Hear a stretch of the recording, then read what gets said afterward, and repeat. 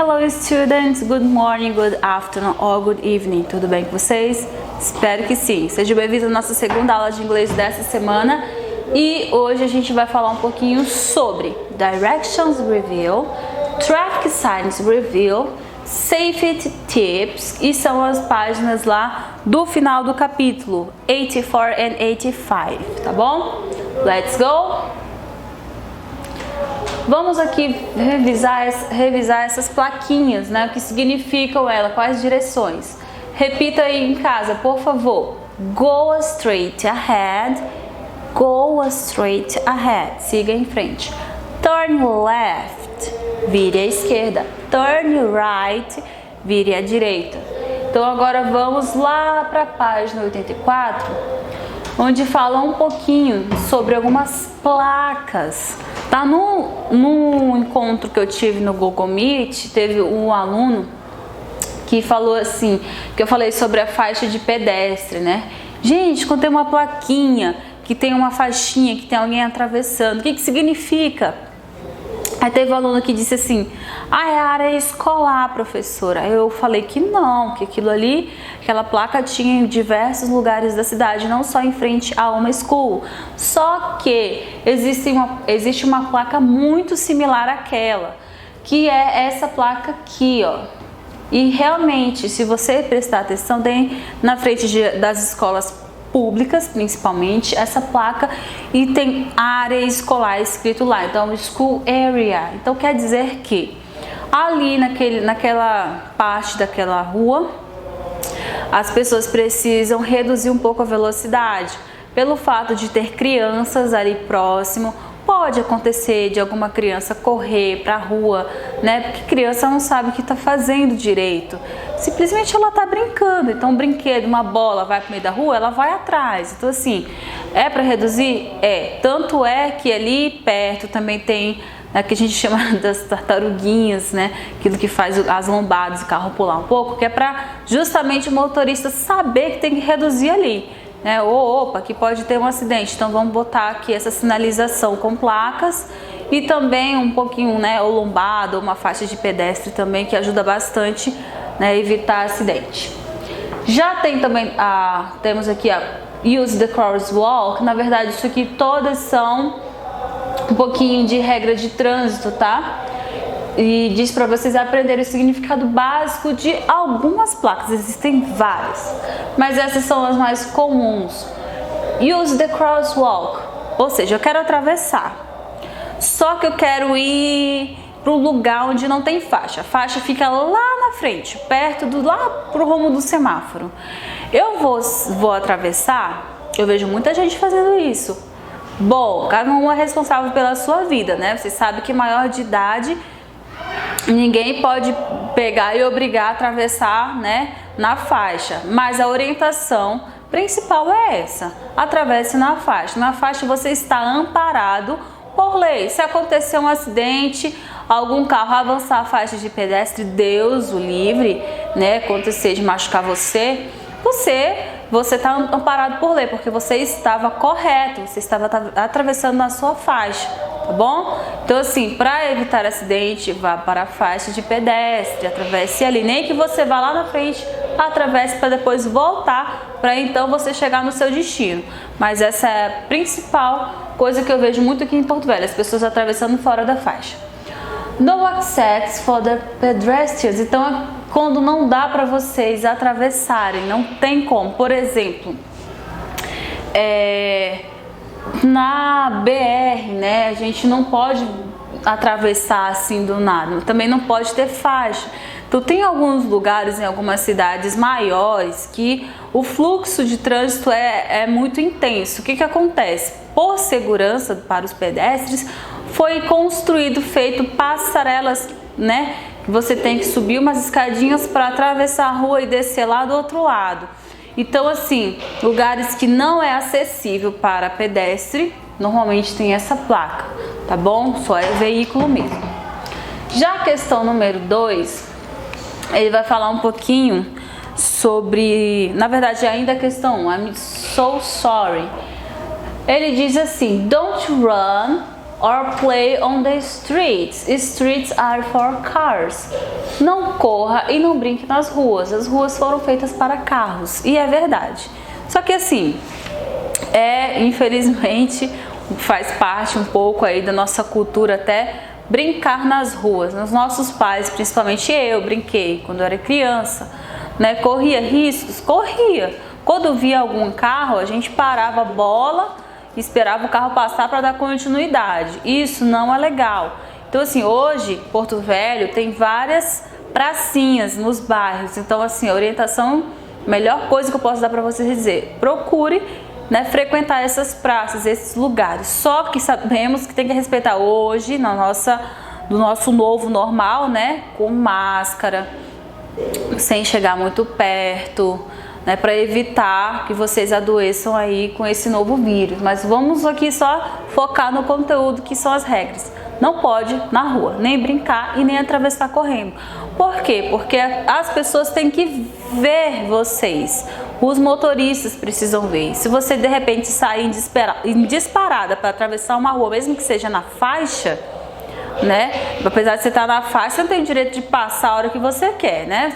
Normalmente você dá alguma sinalização com a mão para o carro parar, para você passar, ou espera o próprio semáforo fechar. Então assim, a orientação é essa: ruas foram feitas para carros.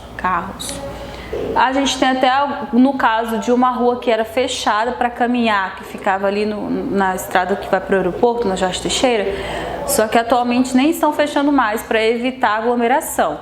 Mas assim, antes de pandemia, fechava ali um certo horário para as pessoas poderem caminhar na rua, só naquele horário. Passou aquele horário, tirava os cavaletes e os carros podiam passar, e aí já não era legal caminhar a pé. E a outra regrinha diz assim: avoid blind spots. Don't cross the streets between cars. It's very dangerous. Vamos lá, a galera tá vendo, né, um monte de carro parado no semáforo, tá fechado para eles passarem. Quer atravessar a rua? Não, primeira coisa, não, já errou de não usar a crosswalk. Aí vai pensar assim: os carros estão parados, eles estão me vendo. De fato estão vendo você.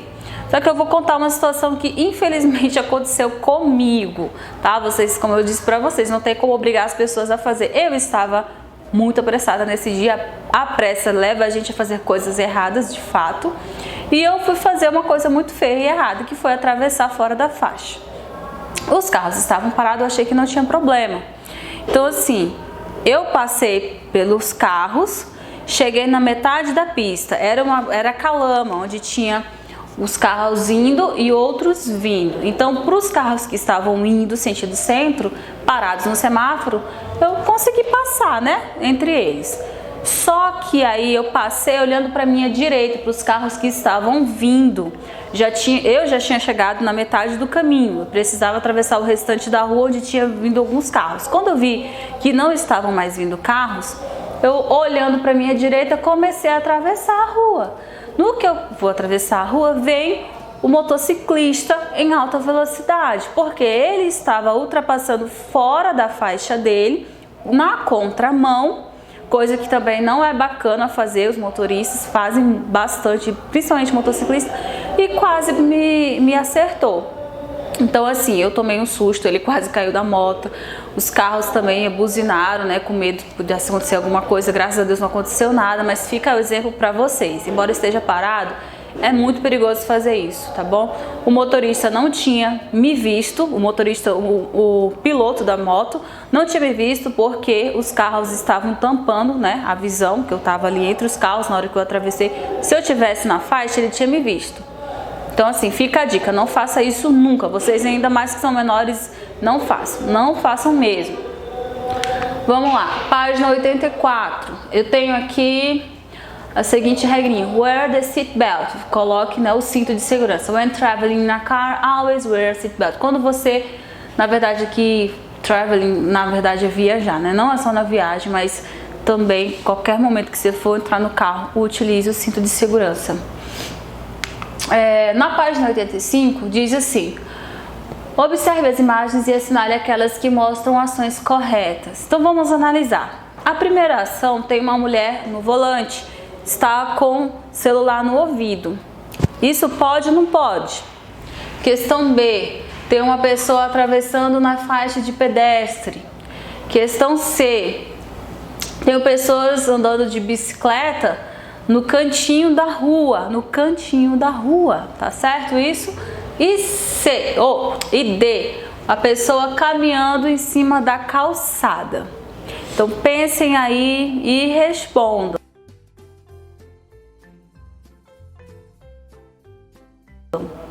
Conseguiram pensar nas situações erradas? A gente tem 2 certas e 2 erradas.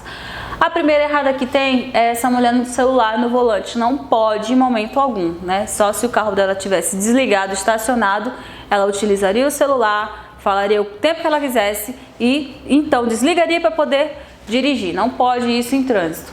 Então, erradíssimo. B, então, só para marcar o certo, né? Então não marca. B, a menina atravessando na faixa. Correto, pode marcar, ela está adequada aí, fazendo corretamente, seguindo a regrinha correta de trânsito.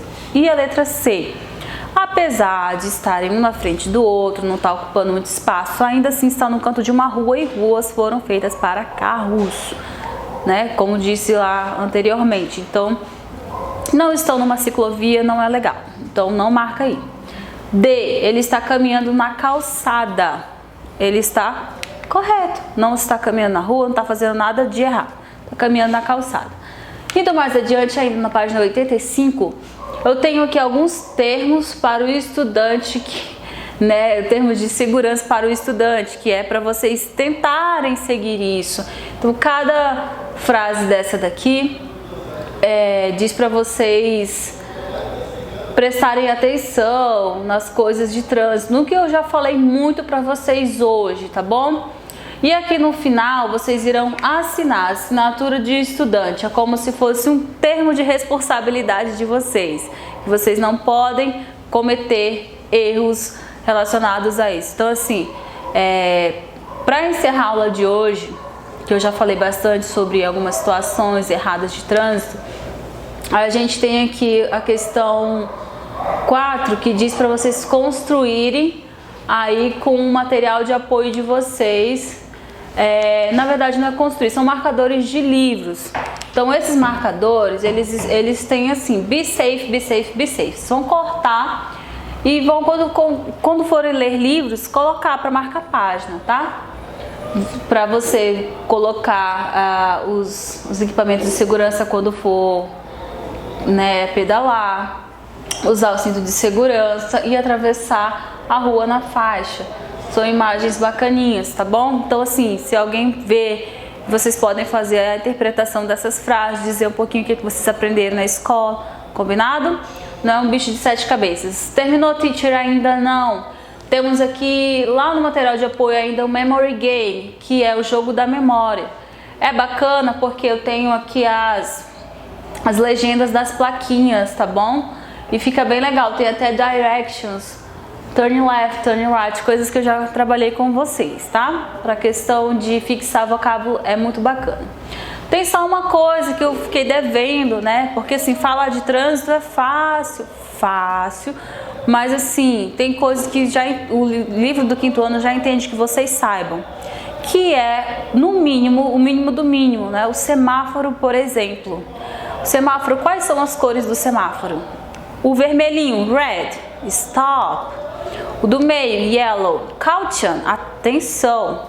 E por fim, o green, verdinho, que ele significa go, você pode ir, seguir, tá bom? Então assim, só relembrando isso para vocês, porque ele fala sobre regras, sobre placas e tudo, mas não fala sobre o semáforo, porque vocês já estão do 5º ano já deve saber disso. Beleza, galera? Então a gente se vê na próxima aula. Ficando com dúvidas, já sabem onde me encontrar, hein? Bye, bye!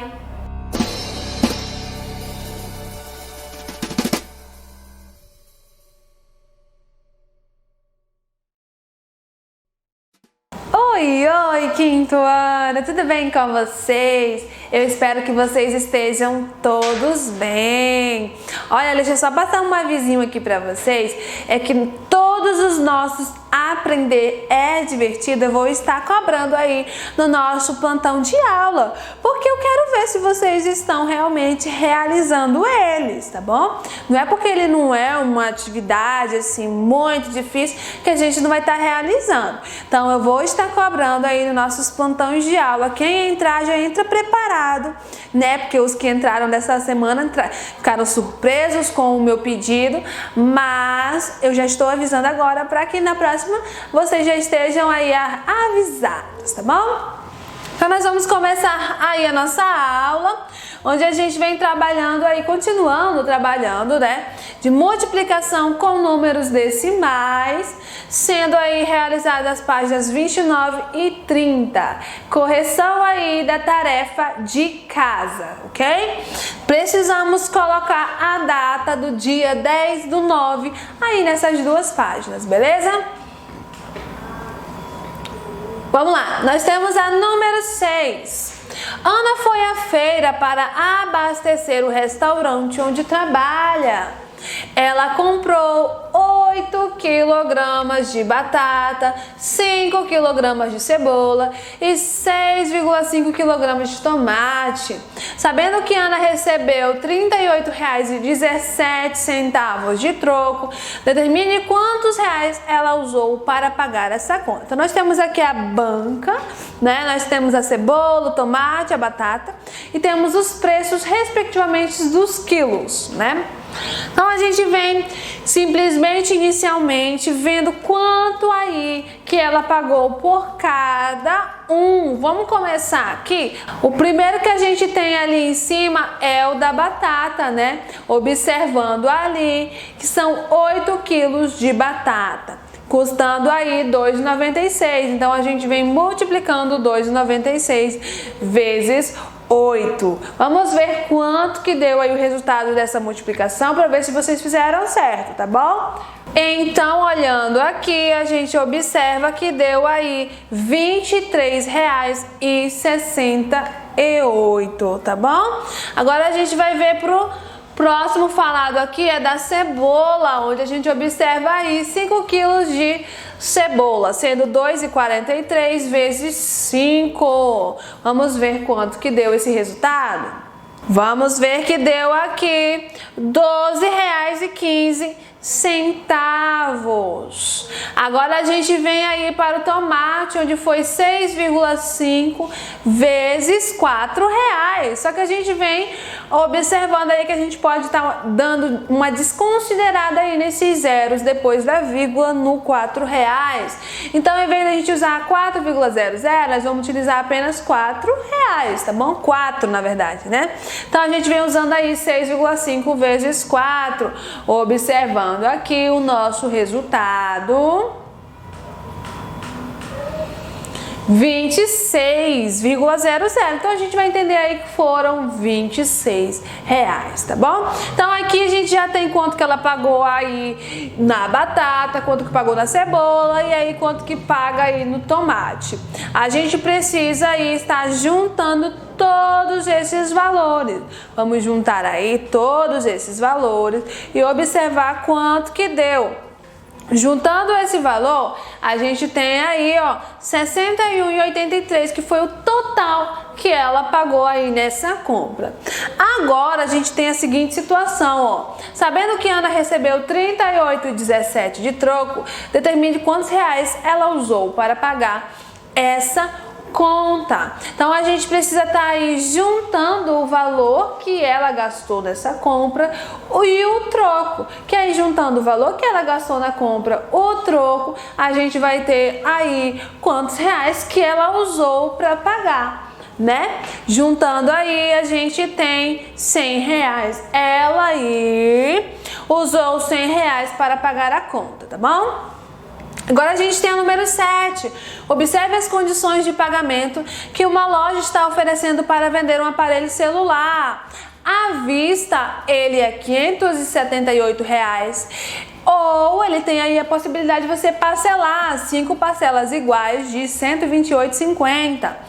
Qual é é a diferença entre o preço à vista e o preço parcelado desse aparelho? Então a gente precisa aí observar quanto que vai custar ele aí parcelado. Então a gente precisa estar aí desenvolvendo uma multiplicação de 128,50 vezes 5, já que vão ser 5 parcelas de 128,50. Então a gente vem multiplicando aqui, vamos ter aí como resultado 642,50. Custa 642,50. Observamos aí que sai mais caro do que você comprar à vista, né?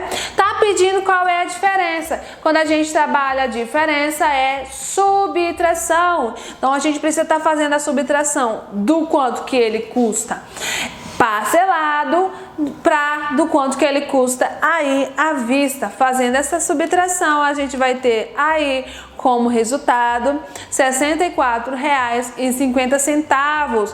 Logo, a diferença é de R$ 64,50, ok? Agora a gente tem a número 1 aí do Aprender é Divertido, né? Resolva com uma calculadora as multiplicações a seguir e registre os resultados. Então é tranquilo, né? Com a calculadora, com certeza vocês não tiveram dificuldade. Então só vai aparecer aí na sua tela os resultados para você conferir, para ver se a vírgula mudou da posição, se tá certinho a posição da vírgula, tá bom? E conferiram para ver se tá tudo certo, para ver se fez certinho, se a vírgula movimentou quantas casas, tá bom? Vamos lá, agora a gente vem aí, o que você observa em relação aos resultados dos números decimais multiplicados por 10. O que você observa nos números que foram multiplicados aí por 10? A gente vai observar que a vírgula anda uma casa para a direita. E pode também acontecer da gente precisar acrescentar um zero, né? Então a gente vai ter aí que os algarismos são os mesmos, com zero adicionado, e também pode acontecer, nesse caso aí, de a vírgula ser deslocada uma ordem para a direita, ou seja, ela anda uma casa para a direita. Por 100, o que acontece? A mesma coisa, a única coisa que vai mudar é que vai andar duas casas, ou também pode acrescentar 2 zeros para a direita, tá bom? Então a gente vai ter que os algarismos são os mesmos, com zeros adicionados, no caso 2 zeros, né? E a vírgula ela se movimenta aí duas casas para a direita. Do 1000 da mesma forma, só que agora são 3 casas para a direita e aí são adicionados também 3 zeros, tá bom? Vamos conversar um pouquinho sobre eles. A gente tem aqui, ó, por 10, 1,25 vezes 10. Era 1,25, a vírgula estava ali atrás do 1, ela se movimentou uma casa e ela foi para trás do 2. Agora por 100, a gente tem aqui, ó, 0,638 vezes 10. Aí a vírgula se movimenta duas casas, porque nós temos 2 zeros aí no 100. Então ela estava atrás do zero, ela andou duas casas para a direita e aí andou duas casas para a direita e ela ficou atrás do 3, ok? Agora a gente tem o por 1000. Observando aqui, ó, o 19,5 vezes 1000. Ele aí essa vírgula anda 3 casas, tá bom? Então ele tá depois do 9, ele vem andando 3 casas. Mas a vírgula vai movimentar 3 casas e a gente precisou aí colocar 2 zeros. Mas por quê? A vírgula estava atrás do 9, ela só conseguiu andar uma casa. Então ela ficou aqui depois do 5. E aí a gente precisa de andar mais 2 casas, porque a gente precisa andar 3 casas. Andou uma, aí quando ela não tem mais número para movimentar, a gente acrescenta, dos outros a gente vem acrescentando 0, que é nesse caso aqui, ó, 19,5 vezes 1000. A gente precisava andar 3 casas, mas só deu para andar uma casa.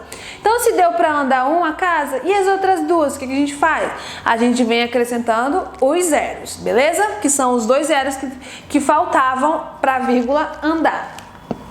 Então a gente vem concluindo aí a nossa aula de hoje, onde a gente trabalhou aí os reais ao extremo, né, nos nossos números decimais. Trabalhamos também algumas medidas de pesos com os quilogramas, né?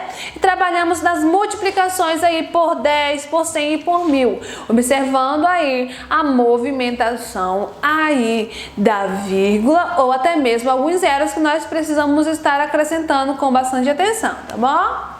Hoje a gente tem tarefa de casa aí nas páginas 31 e 32. Não esquece, eu já disse para vocês que essas atividades para casa, elas servem aí como revisão para as atividades avaliativas. E a gente precisa tirar uma nota boa nessas atividades avaliativas, viu? E é isso, gente. Até a próxima aula. Tchau, tchau.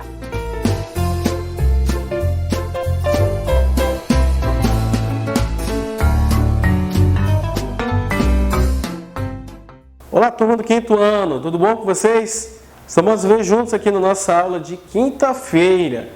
Estamos até perto já do final de semana. Bem, nossa aula da quarta-feira, nós falamos sobre o poema e as figuras de linguagem. E aí eu deixei para você fazer aí uma análise dos poemas e aí você também fazer os exercícios. Então, na nossa aula de hoje também vamos trabalhar 2 assuntos. De novo, hein, professor? 2 assuntos. Mas são 2 assuntos que são praticamente semelhantes. Que é a questão da concordância, que é verbal agente, e também da ortografia agente e agente. Muita gente se confunde com esses 2 agentes. Então, vamos aqui fazer para que você compreenda e também não faça mais isso no seu caderno daqui para frente. Até rimou, né? Mas, por favor, então, quero que você compreenda e não faça mais, porque para que você possa aí ficar o resto da sua vida identificando entre um agente e o outro agente, certo? Sem mais conversa, vamos logo aqui para nossas correções da nossa aula anterior, que foi do poema e figuras de linguagem. Nós vamos entrar nesse assunto, tudo bem? Vamos lá! E aí está as respostas.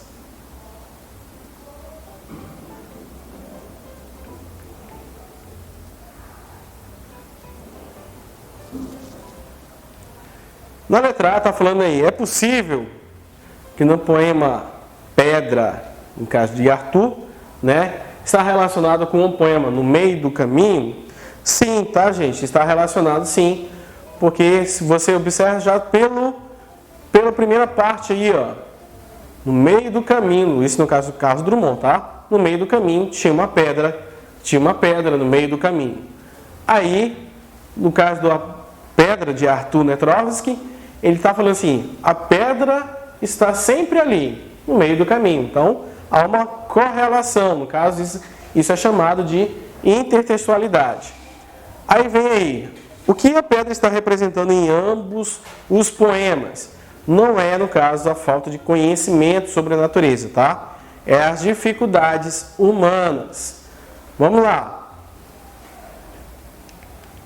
Esse aí, no caso, é pessoal, tá? É totalmente pessoal. Explique a sua resposta, tá? Então, aí, o que você colocou, mantém e está certíssimo. Vamos lá. O pronome ela, nesse caso aí, nem ela sabe que se estava lá e fizeram o caminho ao redor, ou se fizeram o caminho e ela apareceu depois. Esse pronome aí está, no caso, substitui aqui palavra. No caso, a pedra, certo? Sempre lembre-se, gente, da questão da coesão, tá? Coesão, ela vai ter sempre essa questão de ter sinônimos ou também ter pronomes, tá ok? Qual é a atribuição à pedra? A ação de saber algo. Nesse caso, se saber que ela estava lá quando foi feito o caminho. Vamos lá. Aí esse já é outro assunto, que é na questão da mumificação. Que aí você tem outro texto que ele fala sobre que é a mumificação natural, né, que não somente foi lida a questão do Egito, e que haveria a mumificação natural também. Aí qual é o assunto? Como eu acabei de falar, é a mumificação natural. Qual a finalidade? Expor as informações. Não vai defender, também não ele até narra assim, o processo de mumificação, mas aí no caso ele está expondo as informações, certo?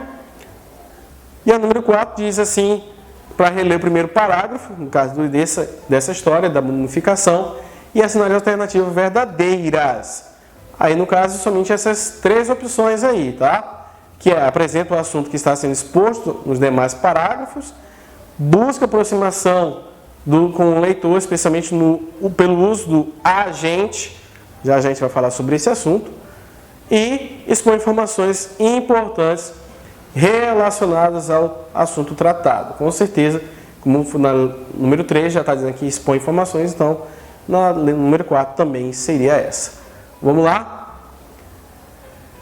Leia atentamente a expressão mumificação natural. O uso do adjetivo natural especifica o tipo de mumificação. De que tipo de mumificação trata o texto? Natural. Certo? Se você colocar só natural, está correto. Se você quiser colocar isso daí no total, também está correto. Tá ok? Esse tipo de mumificação se opõe a qual outra? Aí, no caso, a outros de mumificação que são, no caso, os egípcios.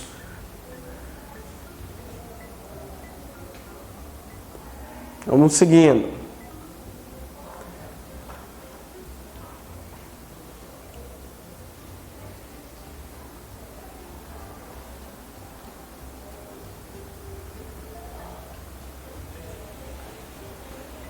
E vamos para o assunto de hoje, gente. Concordância verbal.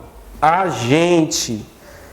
Observe bem esse agente, que ele não está junto. Já a gente vai entrar nesse assunto de agente junto e agente separado. Vamos lá. O uso do agente e o uso do nós são corretos. A diferença é que agente é empregado em situações informais, ou seja, nas situações normais do dia a dia, sem problema nenhum. Você encontrar pessoas falando a gente fez ou a gente fomos. Esse é o mais complicado de entender, mas enfim, você poderá encontrar, tá? Para situações formais, ele é indicado o uso do pronome nós. Observe também o nós, que o nós ele está com acento agudo, tá? Para você não, quando for colocar o nós, não esquecer aí do acento agudo, por favor. Embora a gente indique mais de uma pessoa, o verbo é conjugado na terceira pessoa do singular. Como assim, professor? Simples. Troque aí o a gente viu, a múmia, pelo ele. Permanece o mesmo sentido. A gente viu a múmia, ele viu a múmia. Professor, por que não posso trocar pelo nós, como está dizendo ali? Porque não tem como nós viu. No caso, na gramática correta, não tem como ficar nós viu. Aí sim, na parte de baixo está escrito corretamente. Nós vimos a múmia. Embora uma e outra está correta. Ou seja, tanto a gente como nós, é lógico, escrito corretamente, estão aí, conjugados corretamente, também estão corretos. Vamos para a ortografia. A ortografia entre o agente separado e o agente junto, que muita gente comete esses erros. E eu não quero que a partir de hoje, o 5º ano, não cometa mais esses erros. Vamos lá. É muito comum na hora da escrita surgir a dúvida entre o agente e o agente. Mas vamos ver em quais desses podem ser usados. O agente separado, no caso, escrito de uma forma separada, significa nós. Nós acabamos de ver isso. E o agente, escrito de uma forma junta, significa que a pessoa age, que faz alguma coisa. E tem mais significados. Causador, pessoa de uma corporação. Aí dá aí o exemplo, que é o agente de polícia. Frases com agente e agente. Aí vem, a gente perguntou ao agente da polícia uma informação. A gente descobriu que ele era um agente secreto. A gente fala com um agente de execução amanhã. O agente imobiliário chamou a gente para uma reunião. O agente da firma disse que não iria colaborar com o agente.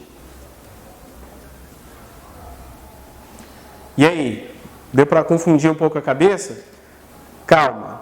Lembrando, agente separado, nós, agente junto, aí no caso pode ser agente de corporação ou aquele que faz, que age. Então, no caso, junto, você pode lembrar agente de limpeza, agente da polícia, agente secreto, como se fosse até uma certa profissão. No caso, agente separado, nós, certo? Não tem o que você mais escrever agente junto, como se fosse referindo-se a nós, certo? Então, nada mais de erro. Para você não ter mais esses erros, tarefinha aí na página 28 até a 31, certo? Então, quero que você se divirta aí e faça as atividades, tudo bem? Então, vamos para a mensagem de hoje, para a gente finalizar, que vem de Napoleão Hill, um escritor estadunidense, que diz assim: o ponto de partida de qualquer conquista é o desejo. Se você deseja, então, é o ponto de partida. Beleza, turma? Então, vamos finalizando por aqui. Um abraço virtual para você e até a próxima. Tchau, tchau.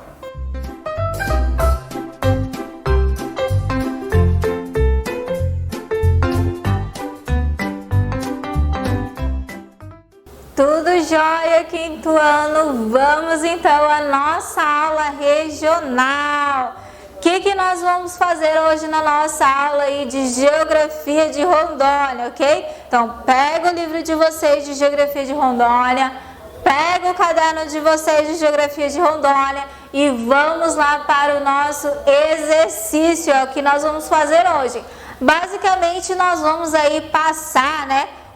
Eu vou passar para vocês aí umas perguntinhas relacionadas ao nosso conteúdo, as atividades econômicas em Rondônia, ok? Então vamos relembrar o que a gente estudou na nossa aula e depois eu vou passar aí a atividade para vocês. Nós falamos aí na nossa última aula de Geografia de Rondônia sobre a pecuária, outra importante atividade econômica em nosso estado. Nós relacionamos aí com a pecuária, o gado bovino, né, que está concentrado aí como uma das economias do nosso estado. O gado bovino, ele serve para a produção de leite e também para o quê? O corte, ou seja, para o abate. Então, a sua produção, ela é feita aí de forma intensiva, né? Nos frigoríficos. Então, os frigoríficos, eles são instalados principalmente próximo a essas áreas aí da pecuária, e aí esse transporte, essas mercadorias vão se escoar para outras regiões, certo? Um setor também que tem alcançado uma posição de destaque em várias regiões de Rondônia é a avicultura. Então, outro destaque também que está crescendo na nossa região, em nosso estado. Esse aí, né, a fotografia que eu estou apresentando aí para vocês, ok? E aí a economia também, relacionando a economia do estado de Rondônia, que nós falamos na nossa última aula, que é a exploração, né, de madeira e da borracha, que são as principais atividades relacionadas ao extrativismo. Então, a pecuária, o extrativismo e a agricultura são importantes aí economias do nosso estado, certinho? Aí o setor, né, que é pouco diversificado é o setor industrial, o setor das indústrias, onde ele vai falar para vocês o seguinte, que pouco diversificado, o setor industrial de Rondônia está em desenvolvimento. O ramo alimentício e frigorífico são os principais segmentos da indústria em Rondônia. Então, olha lá, o ramo alimentício e o frigorífico, né? São os setores aí industriais que tem um ritmo de economia, de produção mais acelerado que outras áreas, certo? Nós lemos também esse texto, né, essa reportagem aí. O que essa reportagem vai apresentar para vocês? Relacionando a porcentagem da economia do nosso estado. Quantos por cento está desenvolvido na agricultura, na pecuária, no extrativismo?